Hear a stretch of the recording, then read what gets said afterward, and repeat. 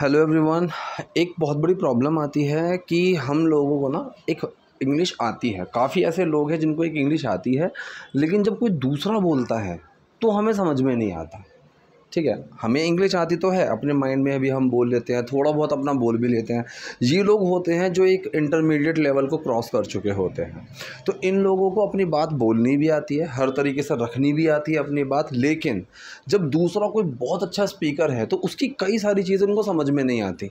या फिर कई सारे स्पीकर्स ऐसे हैं जो वो बुक्स पढ़ते हैं या फिर कोई आर्टिकल पढ़ते हैं या फिर कोई वीडियो देखते हैं इंस्टाग्राम पर, यूट्यूब पर इंग्लिश में, तो उनको कई सारी चीज़ें समझ में नहीं आती। इसका मतलब ये नहीं है कि आपको इंग्लिश नहीं आती है, इसका मतलब सिंपल सा ये है कि वहाँ पर जो नेटिव्स फ्रेजेस, फ्रेजल वर्ब्स को यूज़ करते हैं, इडियम्स और स्ट्रक्चर्स को यूज़ करते हैं, एडवांस स्ट्रक्चरिंग में जाते हैं, वो हमें नहीं आता है और हमें ये लगता है कि हमें इंग्लिश नहीं आती है। ठीक है, एग्जाम्पल मैं कई बार बोलता हूँ कि हम तो बोल देते हैं कि चलो इसको पोस्टपोन कर देते हैं, वहाँ पर अगला बंदा बोल देगा कि इसको पुट ऑफ करते हैं। ठीक है, हम बोलेंगे कि भाई किसी चीज़ को कैंसिल करना है, वो कॉल ऑफ बोल देगा। तो ये छोटी छोटी सी चीज़ें हमें समझ में नहीं आती हैं, इसीलिए हमें कन्फ्यूजन आती है।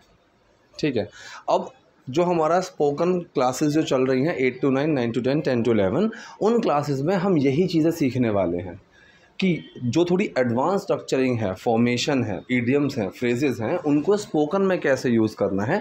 अपार्ट फ्रॉम दिस, अगर आप लोगों को बेसिक क्लासेस ज्वाइन करनी है, बेसिक बैच ज्वाइन करना है, तो वो भी चल रहा है। सैटरडे संडे की एक्स्ट्रा क्लास भी चल रही हैं और शाम को 7 से 8 मंडे टू फ्राइडे भी चल रहा है।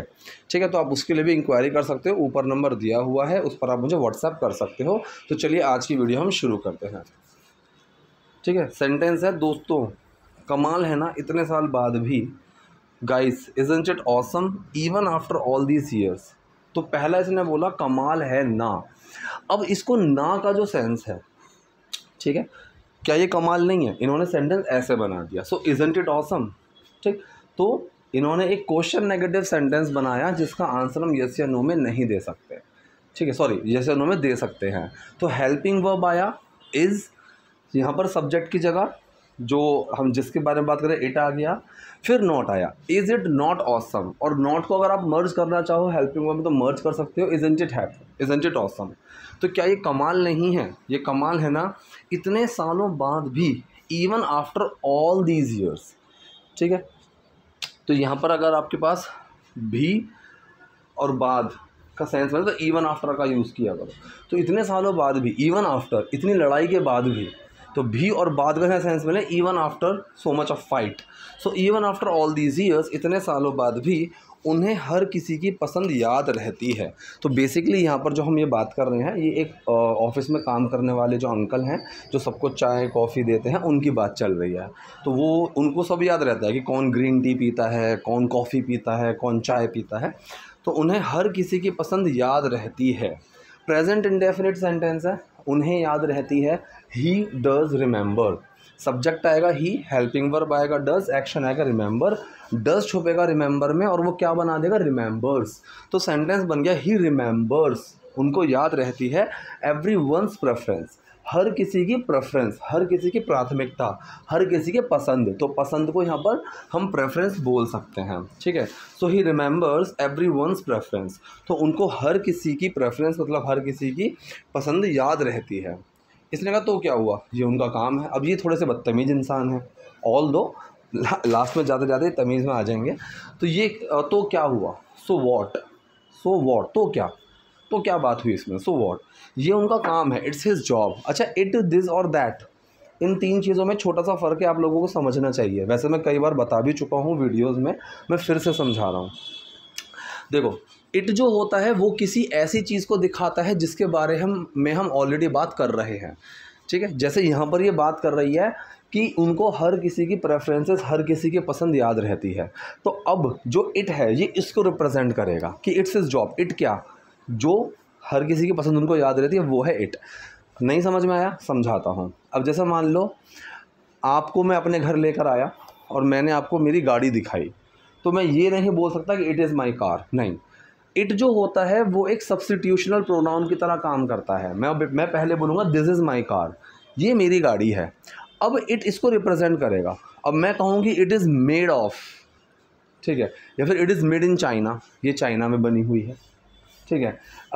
It is very good in speed, इसकी ये स्पीड में बहुत बढ़िया है, इस तरह से। तो जो इट होगा वो गाड़ी को रिप्रेजेंट करेगा। जैसे हम इंसान में ही शी की बात करते हैं, मैंने कहा कि yesterday I saw he there, या फिर आई सॉ हिम देयर, नहीं समझ में आया ना, किसको देखा। तो ऐसे ही इट को हम एक साथ नहीं लगा सकते, मुझे बोलना पड़ेगा आई सॉ राहुल, मैंने राहुल को देखा and he was talking to someone. अब यहाँ पर ही किसको दिखा रहा है, राहुल को दिखा रहा है। तो ये जो ही राहुल को दिखा रहा है, पहले मुझे राहुल करके बोलना पड़ा, इसी तरह से पहले दिस या दैट करके बोलना पड़ता है। उस दिस या दैट को चेंज करता है हमारा इट, रिप्लेस करता है उसको, सब्स्टिट्यूट करता है इट। तो इट सब्स्टिट्यूशनल प्रोनाउन इसीलिए बोला जाता है। तो क्या हुआ, ये उनका काम है। So what, it's his job, it's his job, वो उनका काम है, उसी के लिए उन्हें भुगतान मिलता है, मतलब उसी के लिए तो उनको पैसे मिलते हैं, इसी के लिए तो उनको पे किया जाता है। सो दैट्स व्हाट, यहाँ पर भी आप चाहो तो इट का यूज़ कर सकते थे, कोई प्रॉब्लम नहीं है। सो इट्स व्हाट या फिर that's what he gets paid for, ठीक है। अब ये जो ही गेट्स पेड फॉर है, बहुत से लोगों को लगता है कि यहाँ पर सेंटेंस में ये एक्टिव सेंटेंस है, नहीं, ये है पैसिव ही, उनको पे किया जाता है।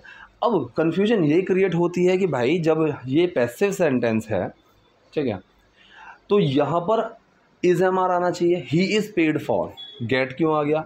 देखो, जो इज़ एम आर होती हैं और हम पैसिव सेंटेंस की बात कर रहे हैं, तो इज़ एम आर बी की फर्स्ट फॉर्म कहलाई जाती हैं, वॉज वर बी की पास्ट फॉर्म सेकंड फॉर्म कहलाई जाती हैं। अगर आप चाहो तो किसी भी पैसिव सेंटेंस में बी को आप गेट से रिप्लेस कर सकते हो, लेकिन वो एक्शन के सेंस में आएगा, एक्शन के सेंस में, ठीक है। जैसे यहाँ पर इन्होंने कहा ही गेट्स, अब यहाँ पर इन्होंने ही डज के बाद जो हेल्पिंग वर्ब है वो गेट रखी है, सॉरी, जो एक्शन है वो गेट रखा है, get paid, gate plus third form, ठीक है। अगर यहाँ पर इज एम आर रखोगे तो हेल्पिंग वर्ब दो तो आएंगे नहीं, तो एक आएगी, ही इज़ पेड फॉर। अगर आप गेट रखोगे तो गेट कोई हेल्पिंग वर्ब तो नहीं है, तो प्रेजेंट इंडेफिनिट की हेल्पिंग वर्ब आएगी ही डज, और गेट के साथ थर्ड फॉर्म आएगी गेट पेड, डज छुपा गेट में और वो गेट्स बन गया, सो ही गेट्स पेड फॉर। तो ये हल्का सा पॉइंट है, आपको याद रखना होगा, कोई भी पैसिव सेंटेंस हो। अब जैसे मान लो मैंने बोला ही इज़ बीइंग बीटन, तो मैंने यहाँ पर क्या करा, उसको पीटा जा रहा है, ही इज़ के बाद मैंने बी में आईएनजी लगा दिया, इज़ के बाद बी में आईएनजी लगा दिया। यहाँ पर हेल्पिंग वर्ब क्या है, इज़ है हमारे पास, सो ही इज़ बीइंग बीटन। अब मैं यहाँ पर बी की जगह क्या करूँगा, इस सेंटेंस में जो इज़ है वो हेल्पिंग वर्ब है, ठीक है, ये बी की फॉर्म नहीं है। प्रेजेंट इंडेफिनिट में ही इज़ बीटन, ये बी की फॉर्म है इज़, लेकिन ही इज़ बीइंग बीटन, यहाँ पर इज़ जो है वो हेल्पिंग वर्ब है और बी में आईएनजी लगा हुआ है, ये है बीइंग। तो बी की जगह गेट का यूज़ कर दो, गेट में आईएनजी लगा दो, गेटिंग लगा दो, ही इज़ गेटिंग बीटन, उसको पीटा जा रहा है, बिल्कुल परफेक्ट सेंटेंस है। ये चीज़ आप सारे पैसिव सेंटेंसेस में कर सकते हो, बहुत ही बढ़िया चीज़ रहेगी। तो उसी के लिए ना भुगतान मिलता है, उसी के लिए उनको पैसे दिए जाते हैं, that's what he gets paid for. इसी तरह का इससे याद आया, which reminds me, so which does remind me, does छुपा रिमाइंड के अंदर, वो रिमाइंड्स बन गया, सो विच रिमाइंड्स मी, जिससे मुझे याद आया, ठीक है। अगर क्वेश्चन होता विच डज रिमाइंड कि किससे याद आता है, तो वो क्वेश्चन बन जाता। अगर WH वर्ड के बाद आप हेल्पिंग वर्ब लिख दोगे तो वो बन जाएगा क्वेश्चन, लेकिन WH वर्ड के बाद आप एक नॉर्मल सेंटेंस रखोगे, विच रिमाइंड्स मी, जिससे मुझे याद आया। तुम्हारा काम भी तो टाइम पर काम ख़त्म करना है, ठीक है। तो तुम्हारा काम क्या है, so your job is, even your job is, तुम्हारा काम भी है टू मीट डेडलाइंस, मतलब टाइम पर काम ख़त्म करना। डेडलाइन क्या होता है, जो एक टाइम दिया होता है किसी काम के लिए, और उसको मीट करने का मतलब होता है कि टाइम पर काम को ख़त्म करना। तो इसने कहा कि even your job is to meet deadlines, कि तुम्हारा काम भी तो है, क्या है, टू मीट डेडलाइंस, डेडलाइन से मिलना, मतलब डेडलाइन पे काम को ख़त्म करना। ये इन्फिनेटिव फॉर्म लिखी हुई है, ठीक है।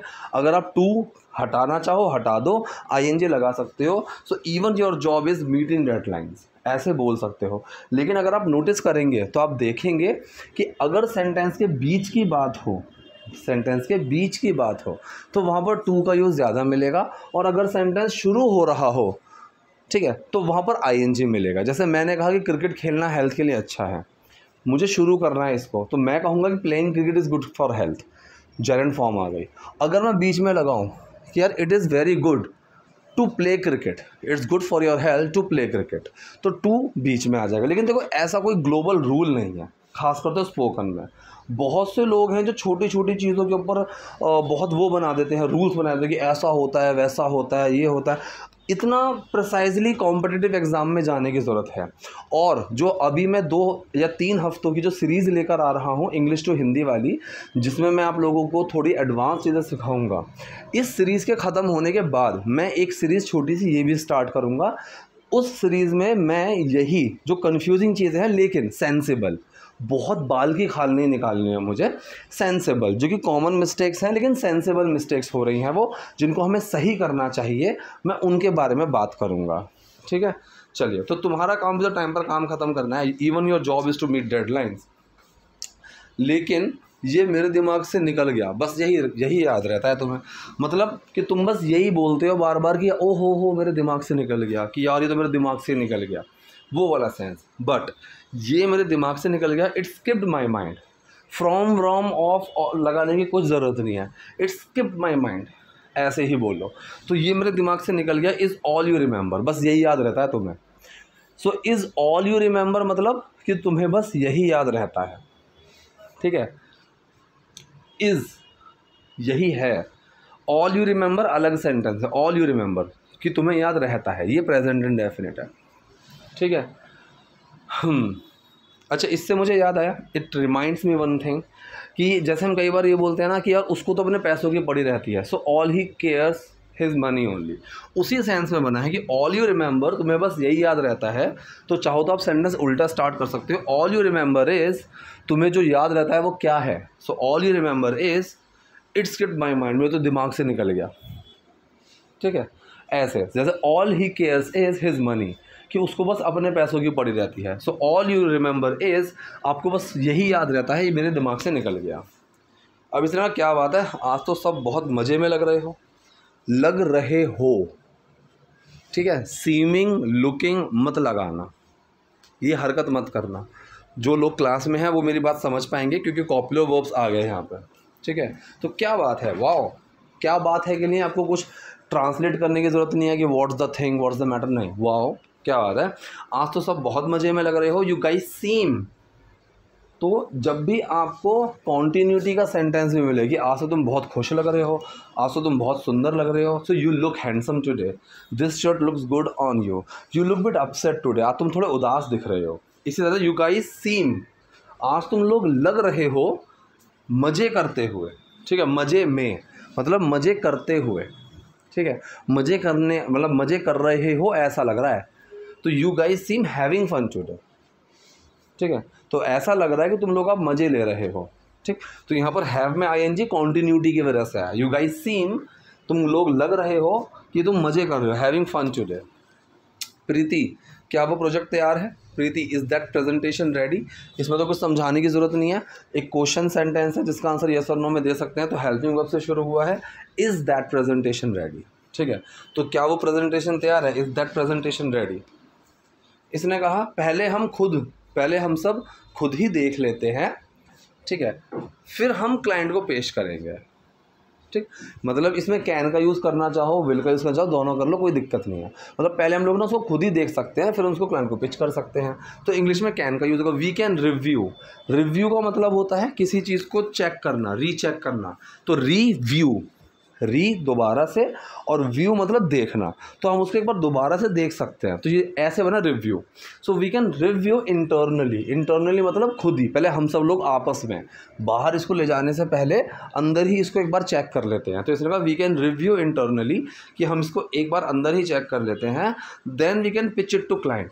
पिच का मतलब किसी को पेश करना, किसी के सामने कोई चीज़ रखना कि देखो ये रहा, पेश करना, बताना, समझाना किसी चीज़ के बारे में, वो होता है पिच करना, मतलब बोल के समझाना, तो वो पिच होता है। तो सेंटेंस बना वी कैन रिव्यू इंटरनली, पहले हम इसको खुद ही एक बार देख लेते हैं, then we can pitch it to client, और फिर हम इसको क्लाइंट को दिखा देते हैं। ठीक है, प्रेजेंटेशन पर फोकस करो। तो इसने कहा कि प्रेजेंटेशन पर फोकस करो, फोकस ऑन द प्रेजेंटेशन। ठीक है, तो फोकस ऑन द प्रेजेंटेशन, कि प्रेजेंटेशन पर फोकस करो। इसने आप पूछा कि कैसा लगा सर आपको। अब यहाँ पर जो टर्म होती है ना, कैसा लगा, वो मूवी मुझे बहुत अच्छी लगी, ठीक है, वो इंसान तो मुझे बहुत अच्छा लगा, तो यहाँ पर फाइंड का यूज़ होता है। जैसे मैंने कहा यार वो इंसान तो मुझे बहुत अच्छा लगा, so I found that guy very generous, या फिर I found that guy decent, ठीक है, मुझे वो मूवी अच्छी लगी, I found that movie good. अगर मुझे ये सवाल पूछना कि तुम्हें कैसी लगी, तो आई फाउंड में क्या सेकंड फॉर्म लगी हुई है, डिड छुपा हुआ है, तो सवाल भी कैसे बनेगा, हाउ डिड यू फाइंड, कैसी लगी। आई फाउंड अच्छी लगी, ऐसी लगी, I found it good, I found it bad, तो मुझे अच्छी लगी या बुरी लगी। And how did you find it, तुम्हें कैसी लगी। How did you find it का मतलब ये भी होता है कि तुमने कैसे उसको ढूंढा, और इसका सेंस ये भी है कि तुम्हें कैसा लगा, ठीक है। तो कंफ्यूज होने की ज़रूरत नहीं है। तो ये थी आज की वीडियो, आज के सेंटेंसेस। आई होप वीडियो आपके लिए यूजफुल रही होगी। कोई डाउट, कोई क्वेरी हो तो do let me in the comment section. Video पसंद है लाइक कीजिए, नए हैं लाइक सब्सक्राइब दोनों कीजिए। Thank you.